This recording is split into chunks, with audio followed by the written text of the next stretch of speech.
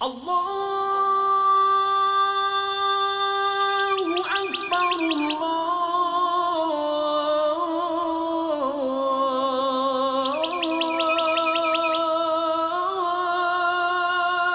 Ekber. Elhamdülillahi Rabbil alemin. Vessalatu vesselamu ala seyyidina Muhammed ve ala alihi ve ashabihi ecma'in. Ushbu alamlarni hamda bizni ko'rkam ravishda yaratgan Janob Haq Alloh subhanahu va taolaga cheksiz hamd sanalarimiz, shukranalarimiz bo'lsa yarar edi. Hamda shulay suyukli payg'ambarimiz Muhammad Mustafa sallallohu alayhi va sallamga ko'ngillarimizning turlaridan chiqib turgan salovat sharifalarimiz har doim erishib tursa yarar edi. Elhamdülillah, hürmetli Müslümanlar, hürmetli din kardeşlerim, hürmetli konaklar. Ne kadar şükrene kılsak da yerine yetkizir, şükrene kıla almaslık meselemiz her indi biz sizinle bilen yine en hayırlı günlerde, cuma günlerinde, en hayırlı yerlerde, meşritlerde toplandık, jıyılıştık. Allah Teala şu jıyılılarımızı bereketli kılsın. Hem de söylenecek vaazlar bilen indi hem bizge vaazlanırga nasip ve müyesser eylesin. Her bir kilgen adımlarımız sayın, atlagan adımlarımız sayın Allah Teala kimşili günah hatalardan arınırga hem de şuluk adımlarımız sayın küp güne yezgeliklerge erişirge nasiplerden eylesin. Hürmetli din kardeşlerim, hürmetli Müslümanlar, Yeşkına indi kişiler arasında söyleşkende de işitirge doğru kiletirgen meselelerden devam etiletirgen haman indi biz Avrupa'sından, Amerika'sından orta kalgan bir halklardan, illerden bulup durabız deyip ama indi bilmene yeşkına kabatlı itirgen meselelerden yani bugün de şu şunlarda to'xtalib gitik. Bir akıl ko'zi bilen qarasak, bir fikirlep qarasak, şu pişirakka batkan afyun narkomaniyasi resmi ravishda ruxsat etilgan. Fahişaligi resmi ravishda ruxsat etilgan. Bir ilden, davlatdan, Yevropadan, Amerikadan ortda qoldiqmisin? Hansı yetmasa tag'in bugungi kunda endi majburiy ravishda hattoki surilib bora turgan masalalar iratlar bilan iratlarni uylantiruv, xotin qizlar bilan xotin qizlarni uylantira turgan bir cemiyetten ortda qoldiqmisin biz?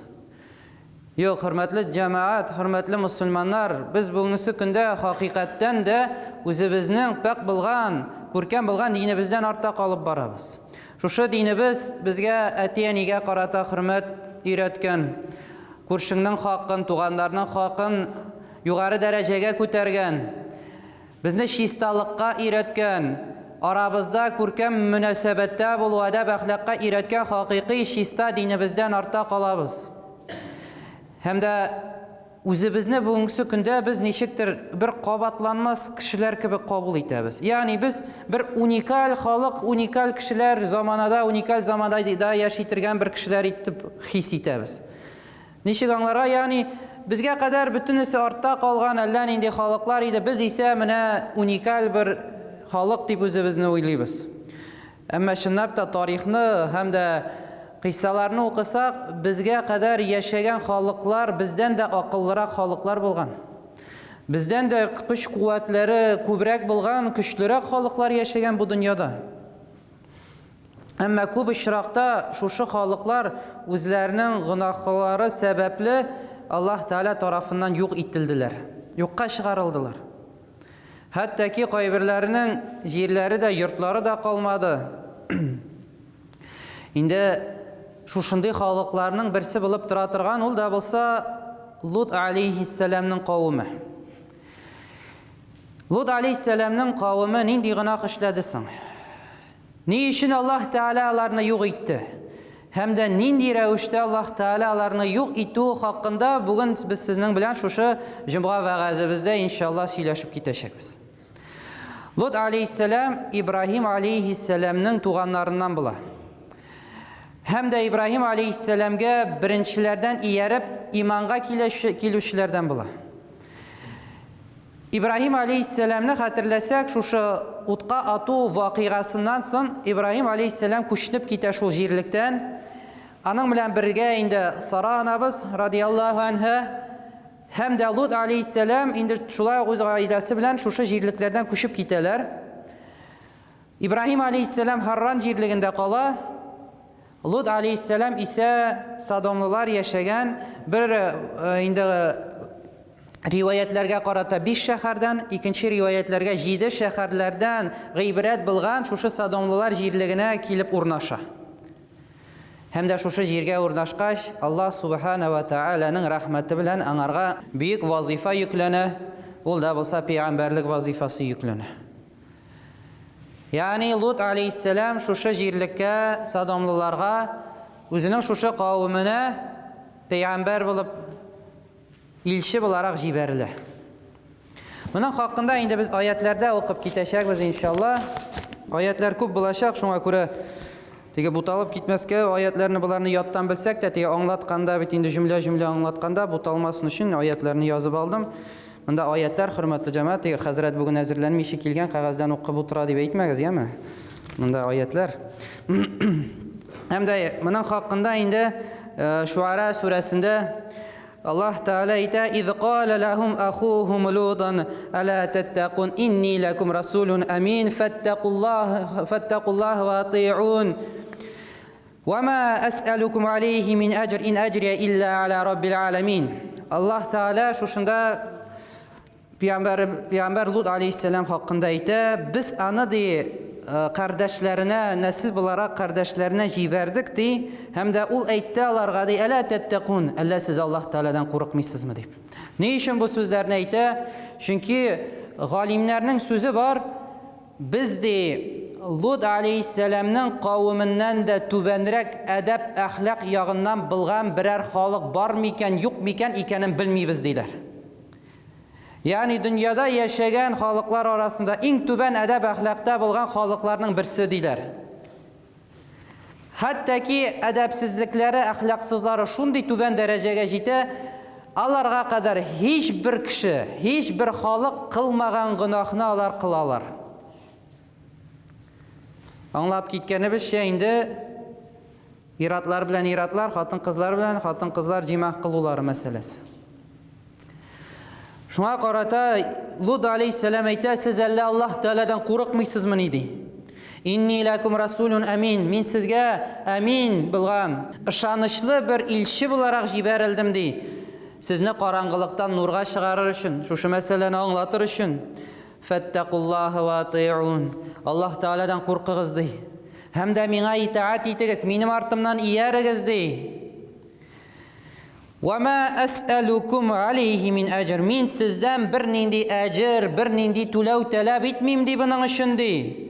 İn ecriye illa ala rabbil alamin. Benim de ecrim, tulavım Allah Teala tarafından. Sizden ise men bir talab etmeyim. Yani men sizge ilim öğretem, edep, ahlak öğretem, terbiye birsem de men sizden bunun için bir tulav tilemeyim bitti. Yani peygamberler kurabız nindi büyük ilimler kitirgenler. Kişilerge nindi karanlıktan nurga çıkarganlar. Ana qaramasdan indi tulav bunun için olmaganlar. Bugün ise özlerin türlü isimler bilen atap Müslüman İslamski psikologlar deyip kişilerge akıl öğretip, akşalar deyip, treningler satıp negine kılanı bitmiyor. Ali yarar dürüst söyleseler. Dürüst söyleyenler için bir sözüm yok. Yani şer'i yaktan, edeb ahlak yağından dinge doğru kileyken, söyleyken anarga bir sözüm yok. Ama köp işrakta bugün ne kuruna şuşunda isim alıp, modni isim ali İslamski deyip de koşup kırıyına tege. Müslümanların azgine özlerine bursunlar deyip indi treningler satıp negine öğretmeyler, gaileleri ayrılıp bitken, nişik gaile tüzürge öğreteler, nişik ir bilen yaşarga kerek, irsiz yaşaylar özleri, ir bilen nişik yaşarga öğreteler, nişik irge buysunmaska öğreteler, nişik irge itaat etmeske öğreteler. Ansı kalmadı indi hazır, etiyenigen nişik itaat etmeske. İmiş, cennet eniyenin ayak astında hadis, yalgan hadislerge hatta söyley başladılar. Ya eniye barıp jittiler artık. Negine söylemiler? Anlagan kişiler anlı isimlerini aytmayayım. Mınday eybirlerden yiraktır, hürmetli din kardeşlerim. Bularga birişmeyik. Aldanmayık, hatınlarımızını da qarayıq nerse qarab oturganların, kimni tınlaganların qarağız ezgine. Ey Müslümanlar, ey iratlar. Hatınlarımızın ne qarab oturganların, kimni tınlaganların ezgine qarağız. Anlar aptıramağız ne işin gailede irini tınlamasan da yarı iken, bunu işlemesen, tigini işlemesen, bunu işlemesen de yarı iken deyip. Тагын башка якка чыгып кирип китәм мин хәзер кызып. Кире кайтыйк нибезгә, вәгазыбызга иншаллах. Сак булыйк бу әйберләрдән. Һәм дә бер әҗр сорамыйм ди, бөтен әҗрләрем Аллаһ тарафыннандыр ди. Һәм дә валутан из қала лиқаумихи ятатуна алфахишата ма сабақакум биха мин ахадин минал аламин ди. Бу безнең инде Араф сүрәсендә шулай ук әйтә. Әллә сез ди Лут алейһиссалам кавымына карата әйтә. Әллә сез ди сезгә кадәр бер кавым эшләмәгән фахиша булган бер гамәлне кыласызмыни ди. إنكم لتأتون الرجال شهوة من دون النساء بل أنتم قوم مسرفون. Siz di хатыннарыгызны калдырып иратларга карата әйтә. Siz di хатын кызларны калдырып хатыннардан тыш иратларга карата шәһвәт белән якынлык кыласыз ди. Siz di артык шикләрдән чыккан бер кавым ди. Чынлап та Лут алейһиссалам бүйек бер дошман белән каршылашты. Халкы шул хәтлек дошманлык күрсәтте, шул хәтлек фахишалык кылды. Аңарга карамастан Лут алейһиссалам әдәп әхлак белән, йомшаклык белән еллар дәврендә инде дәвам итә үзенең вазифасын. Аңлата, җиткезә, сөйли, моңардан тыелыгыз, газап киләчәк Аллаһ Тааладан. Һәм дә бу бүйек бер фахишалык дип төрлечә инде йомшаклык белән аңлата. Моңарга карамастан халкы нәрсә караш кыла, без аны ди, һәм дә инде аңарга иярүчеләрне куып чыгарыйк ди. Җирлегебездән куып чыгарыйк ди. Чөнки алар безнең гамәлләребезне яратмыйлар, бу начар гамәл дип сөйләп йөриләр, без аларны чыгарып җибәрик, куыйк бу җирлектән. Чынлап та шәке бер гамәл кылалар, һәм дә нәрсә ди кавме, قالوا لئن لم تنتهي يا لوط لتكونن من المخرجين. Я Лут, әгәр дә шушы гамәлеңнән ваз кичмәсәң, ягъни шушы дәватыңны туктатмасаң, без сине куып чыгарабыз ди. Ягъни син куып чыгарылганнар арасында буласың ди. Лут алейһиссалам бу сүзләрнән курыкмый, һәм дә барыбер дәвам итә үзенең вазифасын. Нәрсә ди, мин Раббыбызның әмереннән чигенмим. Сезнең бу ялгышлыгыгызны, пычраклыгыгызны яшермим. Ягъни кешеләр арасында барыбер бу начар гамәл дип аңлатачакмын ди кешеләргә. Халкы да нәрсә ди? Шулаймы син? Алайса күрмәгәннәреңне күрсәтәбез диләр. Ягъни зыян китермәкче булалар. Зыян китерәбез сиңа диләр. Лут алейһиссалам инде артык шушы куркутуларыннан соң Аллаһ Таалагә дуа кыла. Рабби наджини ва ахли мимма яъмалун. Я Раббым, аларның зарарыннан, аларның шушы кылачак гамәлләреннән мине һәм дә минем әхлемне, гаиләмне сакла ди. Бу Шуара сүрәсендә һәм дә Анкабут сүрәсендә дә бар сүзләре Лут алейһиссаламның «Қала Раббин сурани алал қаумил муфсидин». Я Раббым, фәсәд, начарлык таратучы шушы дөньяда халыктан мине коткар дип дуа кыла. Аллаһ Таала үзенең киң рәхмәте белән Лут алейһиссаламның дуасын кабул итә. Дуасын кабул итеп, шушы җирлеккә Җабраил алейһиссаламның башлыгында буларак бер төркем фәрештәләр җибәрә. Куранны укучылар белә, хөрмәтле җәмәгать, бу фәрештәләр монда килгәнче Ибраһим алейһиссаламга керәләр. Ибраһим алейһиссаламга шатлыклы хәбәрләр бирәләр. Сара анабыз бала табачак хакында хәбәр бирә. Картлык яшендә булса да Исхак белән шатландырып китәләр. Һәм дә бу җирлеккә җитәләр. Лут алейһиссаламга кырыена килгәч, ягъни алар бу фәрештәләр яшь егетләр кыяфәтендә. Нур битләре нур белән балкып тора торган. Өйлә вакытында киләләр, Лут алейһиссаламның каршына чыгалар. Лут алейһиссалам буларны танымыйчы, булардан сорый, сез кем ди? Мин сезне белмим ди, сез кайсы җирлекләрдән килдегез дип. Бу яшь егетләр нәрсә дип җавап кайтаралар? Я Лут ди, без ди мусафирлар ди. Һәм дә мусафир икәнлекләрен аңлап, ягъни пәйгамбәрләр һичбер мусафирны инкар итмәсләр иде. Бу мусульманнарның бөек сыйфаты, мусафир кешегә һәрвакыт ярдәмчелек күрсәтү. Һәм дә шушы илчеләр килгәчтен инде, моның хакында аятта да килә, һәм дә инде Лут алейһиссаламның сүзләрен җиткезик. Бу Худ сүрәсендә килә исә, «Кала я...» шулай сүз әйтә, Söz aytgancha si abihim wa daqa bihim zar'a wa qala hada yawmun asim. وَلَمَّا جَاءَتْ رُسُلُنَا Yani bizning elchilarimiz kelgandan so'ng Lut alayhissalom burshila. Yüzüne de çığa şu burşululari hamda hasratlana qiyinsınib kete. Xalqining kim ekanligini bilabit. Xalqining nidey fahishalik qilganlarini, tuban darajada ekanliklarini bilib, şu qonaqlar oldinda qiyinsınib burshilib qo'ya. Hamda aytibki qo'ya hada yawmun asib, nindi bir ağır kunlardan dey. Yani qonaqlar oldinda şuşulay tuban darajasiga tushasi kelmay. Ama indi peygamber bulsa, bularak da indi musafirlarni da kiri qağa almay. Hamda musafirlardan so'raysiz dey, bu qavmning kim ekanliklarini bilasizmi? Nidey fahishalik qilganlarini bilasizmi dey. Yo'q, bilmaymiz dey, bizga xabar et deb so'ray. Jibril alayhissalom aytdi. Hamda Lut alayhissalom bilmay bitalalarning farishtalar ekanliklarini, kim ekanliklarini hamda anglata. Şuşunday fahişalik qilganlari, nasharlik qilganlari haqında xalqning jetkizi. Hamda Jibril alayhissalom shipirtqina qirindagi bo'lgan farishtalarni aytib qo'ya. Shahidlik etigiz dey. Ya'ni tinglab qoling'iz, shahid bo'ling'iz dey. Ne uchun shulay deb aytdi? Alloh taolo amr berdi Jibril alayhissalomga. Lut alayhissalom o'z xalqina qarshi 4 topqir shahidlik qilmishi, ularga g'azab bermagiz deb. Shulay aytib sili Lut alayhissalom Jibril hamda farishtalari qiriyinda 4 topqir xalqina qarshi shahidlik ketira. 4 topqir shahidlik ketirgandan so'ng endi farishtalar qarashib da qo'yalar bir-birlarine. Lut alayhissalom shipirtqina xalqindan yashirib, şu musafirlarni uyine kirdi. Yashirib kirtsa da uyinda xotini bo'la. Xotini bit imandan mahrum bo'lgan, nurdan mahrum bo'lgan, iman etmagan xotini bor.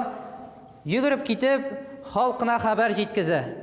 Lut sizdan de yashirin botirin uyine yash yigitlar, nurlari balqib tura turgan yash yigitlar ketirdi, sizdan yashirib tutolarni dey. Ko'p vaqt o'tmay xalqqa kelib yugurib, jetib yurtning tira-yunin qoplab olalar. Hamda qishqirisha başlaylar: "Ya Lut, biz bilamiz sening uyingda yash yigitlar bor ekanini, shigar alarni bizga taslim etdilar." Lut alayhissalom chiqib, endi xalqina aytmoqchi bo'la, aqlga qaytarmoqchi bo'la: "Qala ya qawmi, haula'i banatihunna adharu lakum." Ya qavmim, qarshig'izda mening qizlarim bor deb, bunda qizlarim deb qo'llana. Ama bu galimler tefsiri jetkize kızlarım deganni anlatı. Lut alayhissalom endi peygamber olarak, kavmining peygamberi olarak, bütün bu kavimde bulgan xotinlar aning qizlari bu kibik ul xalqqa atib olarak endi qabul etilib, bunda xotinlar haqında söz bora. Qarshig'izda xotinlar bor dey, alar sizning uchun shistaroq hamda ruxsat etilgan. Ya'ni alar bilan yaqinlik qiling'iz deb endi jetkize. Fattaqulloha, Allah Teala'dan qo'rqig'iz. Va la tukhzuni fi dayfi, hamda qonaqlarim qarshında meni tuban darajaga tushirmagiz deb aytsa-da, qavmi narsadi hamda aytala laysa minkum rajulun rashid, alla orag'izda de birar aqlli fikrlovchi kishi yo'qmi deysiz, ishmasam dey. Ya'ni xotinlar bor, nik bu yaratlarga yopishasiz deb aqlli orag'izda kishi yo'qmi deysiz dey. قالوا لقد علمت ما لنا في بناتك من حق وإنك لتعلم ما نريد. Sen bitinde bilasin dey, bizga sening qizlaring kerakmi? Ya'ni bizga xotinlar kerakmi? Hamda sen bilasin biz ne uchun kelganini, ne tilaganini bilasin sen dey. Oxir shikda Lut alayhissalom aytib qo'ya: "Qala law anna li bikum quwwatan aw awi ila ruknin shadid." Ehti xalqim dey, kushim bo'lsaydi sizga qarshi dey. Ya kushim bo'lsaydi, ya qirimda birer toyanirlik birer negiz bo'lsaydi kuchli dey.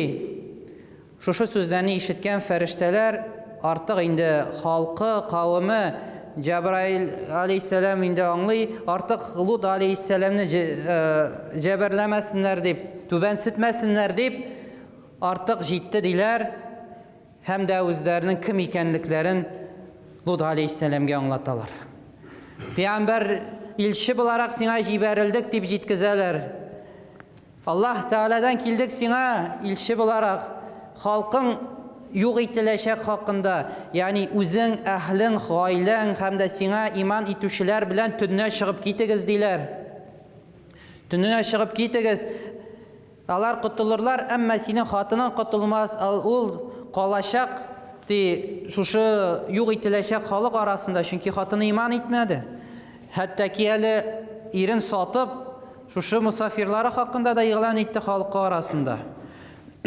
Hem de alarının gazabı di subh vakitinde, yani irtengi seher tamamdan sonra indi irtengi namaz vakitinde alarının gazabı kileşek.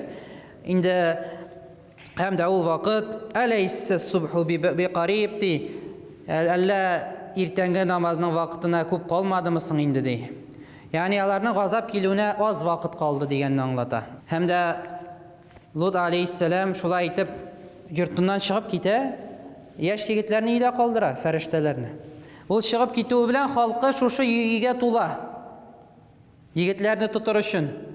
Cebrail aleyhisselam şunda yiğige tuluşlarga kanattı bilen yüzlerine suğa bütün kişi suqrayıp kala şunda ok. Halkı kışkıra başlıyor. Lut aleyhisselam bizge büyük bir sihir kıldı. Kaçığız anardan deyip indi şurada kışkırışa başlıyorlar. Hem de Lut aleyhisselam çıkıp gitir aldından Cebrail aleyhisselam üretip kaldıra. Çıkıp gitkende tünün çıkıp gittigiz dey. Kavmin zarar getirmesin sana hem de sana iyeruşilerge. Hem de gitkende hiçbirigiz artka burulup karamağız dey. Çıkıp gitkende hiçbirisi burulup karamasın. Ne için dey? Kavmin dey, şuşu ışanuşçılar dey, burulup karap dey. Ömür boyu usken jirlikleri bitindi bu. Tuğan yakları dige sağınıp öz yaklarından, öz yurtlarından çıkıp gitesi var deyip dige yanadan hislenip gitip halkının kılgan günahların jengil kurup yarar indi nerse var indi bularının kılgan günahlarında yurtlarımızı taşlap gitesimiz kilmey deyip şuşu uy fikirler kilmesin deyip Allah Teala'ga karata karşı isyan, Allah Teala emrine karşılık bulmasın deyip artka burulup karamasınlar deyip. Şulay aytıp halkı çıkıp gite. Hem de Allah Teala'nın gazabı kile. Vakıtı jitkeş. فَلَمَّا جَاءَ أَمْرُنَا جَعَلْنَا عَلَيْهَا سَافِلَهَا وَأَمْطَرْنَا عَلَيْهَا حِجَارَةً مِنْ سِجِيلٍ مَنْضُودٍ. Vakıtı jitkeş bizning gazabımız kildi. Cebrail aleyhisselam kanatı bilen burup attı. Hem de indi şuşu jirlikni astın üske kitirip köklerge kötürüp şab itip jirge attı. Mınsıgına tugul Əli halkına qatqan jirdən bilğan taşlar yağdı başlarına. Musavvamatun indi Rabbi, her bir taşının üstünde isimler yazılğan, kimnin başına düşeceği ikeni her bir taşlı bilgiliydi. Allah Teala şulay itip alarını yok etti. Hem de şulay Allah Teala itip kuya bizni kisetip وَمَا هِيَ مِنَ الظَّالِمِينَ بِبَعِيدٍ. Şu taşlar zulüm kıluşçılardan jirak tugildir. Zulüm kıluşçılar şu taşlarga haklıdır. Yani bizning bu turmuşumuzda zulüm kılıp başımızga taş düşmese de biligiz hürmetli cemaat, zulüm kıluşçılar hak ittiler başlarına şu taş yağulularını. Bu dünyada bulmazsa da ahiretten gazabın kureşek zalimler. Şuna göre Allah Teala her birimizni şu amelden saklasın. Tarihte hürmetli cemaat her birimiz için bir küp günah ibaret var.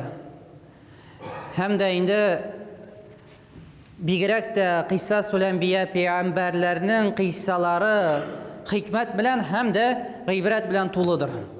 Lut aleyhisselamның kavminin şuşu vakıgasını hiçbirimiz de unutmayıq. Bunu balalarımızga jitkizik. Bunu gailebizde anlatıyıq, kişilerge anlatıyıq, jitkizik, şuşu günah taralmasın için. Kura biz bit Evropadan iyi barganın hürmetli cemaat. Balalar bakşalarında hatta ki belekey eli akıllı bulmagan balalarga tege непонятный bulgan nemesteler tege bir jiri kesilgen, koyadır tigilgen üretip tura balaga mine şuşunday bulurga kirek, koyandır kesirge, koyandır tigip koyarga kirek. Ol balanın akıllı yoğuylarga ama şundan oğuyunda üretip turalar tege ana bulgan nemesteler. Agar da Yevropada, Amerikada balaga аңлатыла икән, бу дөрес түгел, менә шын гаилә булырга тиеш, ничек тиеш, шулай өйрәтә икән. Бала бит инде авызында күп әйбер тотмый бит инде, барып сөйли мәктәбендә яки балалар бакчасында бу әйберне сөйли икән. Килеп шушы баланы әти-әниләренең кулларыннан тартып алалар бүген. Балалар йортына заталар, яки инде шушы ике әтиле, ике әниле булган гаиләгә тапшыралар шул баланы. Имеш, дөрес тәрбия бирмисез балагызга. Телевизордан инитәләр. Хәзергә мультиклары, кинолары һәрберсендә европейский кино, американский кинолар булсын, һәрберсендә бар шушы нәмәстәләр. Шуңа күрә, хөрмәтле дин кардәшләрем, без моны аңларга тиеш, моны тәрбияләргә тиеш, бу пычракны безнең җирлекебезгә кертергә ярамый. Һәрберебез ират булырга калырга тиеш. Һәрберебез ират булыйк. Кыяфәтебез дә ират булыйк, хөрмәтле җәмәгать. Сакалларыбызны җибәрик. Сакалларыбызны үстерик. Аллаһ Тәала безгә иратлык сифатының берсе күрсәтүче буларак сакал бирде. Сакалыбызны үстерик. Әйе, бәлки кайбер кешеләрнең эшләрендә протокол буенча ярамыйдыр сакал үстерергә. Әмма бар бит теге политика медленного поднятия цен. Теге бәяне әкренләп күтәреп баралар бит, бензинда бик яхшы чагыла инде. Теге атна сайын 10 тиен кушып баралар бит. Әкрен генә кушып барганда теге халык сизми аны, ярар инде ди. Кинәт кенә арттырсалар, күптән халык кубар иде инде.